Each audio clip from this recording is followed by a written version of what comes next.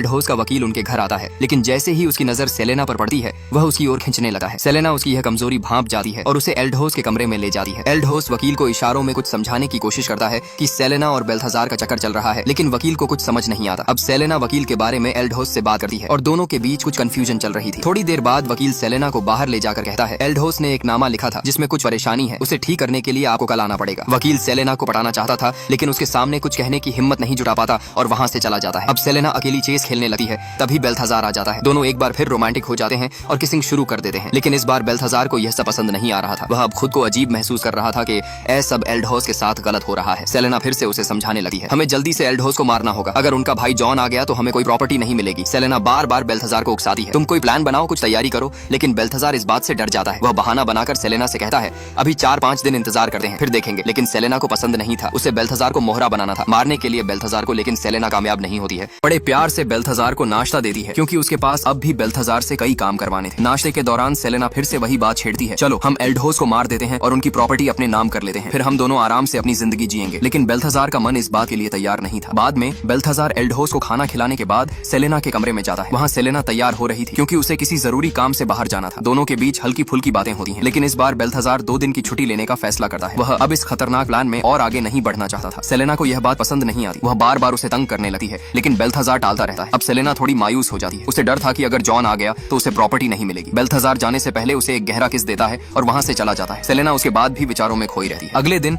बेल्थाजार जीजीमोल के पास जाता है, वह अपने वीजा के बारे में बात करना चाहता था। यहीं पर पता चलता है कि बेल्थाजार और जीजीमोल पहले रिलेशनशिप में थे, लेकिन उनके बीच कुछ समस्याएं भी थीं। बेल्थाजार जीजीमोल के पीछे पीछे जाता है, उसे मजबूर करता है और अपनी बाइक पर बैठाकर घर तक छोड़ने के लिए निकलता है, लेकिन दोनों के बीच अब भी कुछ खटास थी। इसी दौरान जब बेल्थाजार जीजीमोल को घर छोड़कर लौट रहा होता है, तभी सेलेना का फोन आता है। जीजीमोल को घर तो छोड़ दिया था, लेकिन जैसे ही वह जाने वाला था, अचानक सेलेना का फोन आ गया। लेकिन जीजीमोल ने स्क्रीन पर सेलेना का नाम देख लिया, लेकिन बेल्थाजार ने उनका फोन उठाया नहीं। दूसरी ओर सेलेना के फोन पर जॉन का कॉल आया। जॉन नशे में धुत था और बेवजह गुस्से में उल्टी सीधी बातें कर रहा था। मुझे एल्डहोस की पूरी प्रॉपर्टी चाहिए, मैं देख लूंगा तुम्हें। सेलेना को पहले से ही डर था कि जॉन बीच में आ सकता है। वह गुस्से में उसका फोन काट देती है, लेकिन अब उसे घबराहट होने लगी थी। रात होते होते सेलेना बहुत बेचैन हो गई। उसने बेल्थाजार को बार बार फोन किया, लेकिन बेल्थाजार ने फोन नहीं उठाया। आखिरकार सेलेना ने उसे एक वॉइस टेक्स्ट छोड़ दिया। रोते हुए वह कहती है, बेल्थाजार मैं बहुत टॉर्चर झेल रही हूँ, मेरा मरने का मन कर रहा है। अगली सुबह बेल्थाजार सीधे सेलेना के घर पहुंचता है। वहाँ सेलेना बुरी तरह रो रही थी। उसे इस हाल में देखकर बेल्थाजार उसके पास जाता है, लेकिन तभी उसकी नजर सेलेना के हाथ में एक ब्लेड पर पड़ी। वह अपनी कलाई की नस काटने वाली थी। सेलेना ये क्या कर रही हो? बेल्थाजार फौरन उसे रोकता है और उसे कसकर गले लगा लेता है। सेलेना अभी भी रो रही थी। रोते हुए उसने कहा, जॉन कल रात घर आया था, वह कह रहा था कि मैंने एल्डहोस को नुकसान पहुंचाया सिर्फ प्रॉपर्टी के लिए। वह मुझे मारने तक की धमकी दे रहा था। उसने मुझ पर हाथ भी उठाया बेल्थाजार, लेकिन यह सब एक झूठ था। असल में सेलेना बेल्थाजार को मोहरा बनाना चाहती है, लेकिन सेलेना ने अपनी ही एक नई कहानी बना दी थी। सेलेना अब बेल्थाजार के सामने नाटक कर रही होती है। जो भी उसने पहले बताया था वो सब झूठ था, लेकिन अब वह बहुत इमोशनल होने का नाटक करती है,